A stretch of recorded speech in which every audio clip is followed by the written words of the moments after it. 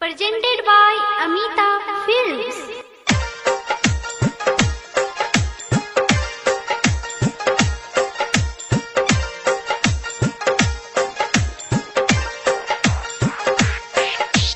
Music director Tarkeshwar Raj.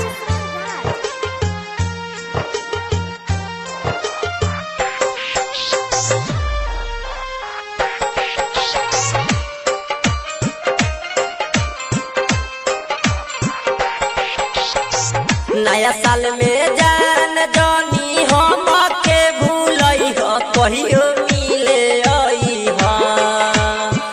नया साल में जान जानी हम के भूलई हो कहियो मिले आई हो। हमारा सपना पूरई हो कहियो मिले आई हो। हमारा सपना पूरई हो कहियो मिले आई हो। हमार सपना पूरई हो कहियो मिले आई हो। Super digital recording studio Motihari. DJ Ajit Harshidi.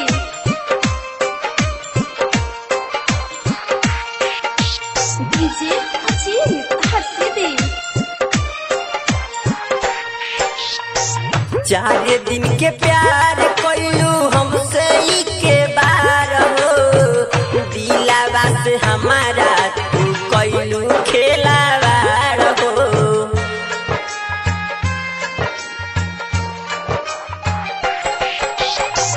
4 दिन के प्यार कइलू इजहार हो। दिलावा पर हमारा तू कइलू खेलावार हो। लागल बाने ही आयब इतना घना घोर कैसे आई बे गोरी। लागल बाने ही आयब इतना घना घोर कैसे आई बे गोरी। हमार सपना पूरई हो कहियो आई हो ये गोरी। हमार सपना पूरई हो कहियो आई हो ये गोरी।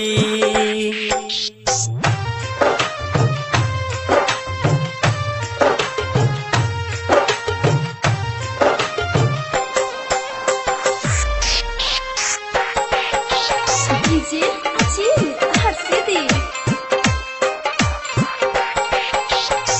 नया साल में जान मिलल बड़ुए जरूरी।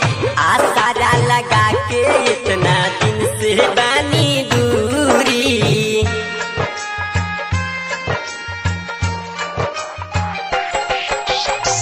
नया साल में जान मिलल बड़ुए जरूरी। आसारा लगा के इतना दिन से बानी दूरी। मनवा के हमारा तू सारा धा पूरई हो एक बेर आई हो ये गोरी।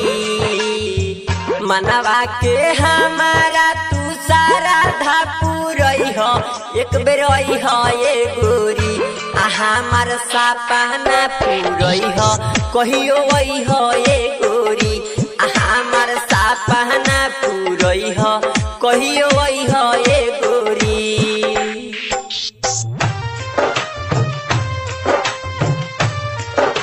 Super digital recording studio Motihari. DJ Ajit Harshidi. Writer Sarwan के कइलू इजहार हो।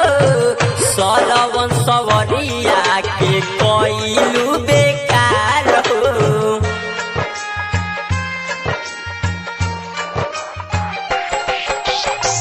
चंदन अनमोल के कइलू इजहार हो। राजा तारक सवर के कइलू बेकार हो। अरुण बेदर्दी से दिल तू लगई हो कहियो आई हो ये गोरी। अरुण बेदर्दी से दिल तू लगई हो कहियो आई हो ये गोरी। हमार सपना पूरई हो कहियो वही हो ये गोरी हमार सपना पूरई हो कहियो वही हो ये गोरी। Super digital recording studio Motihari.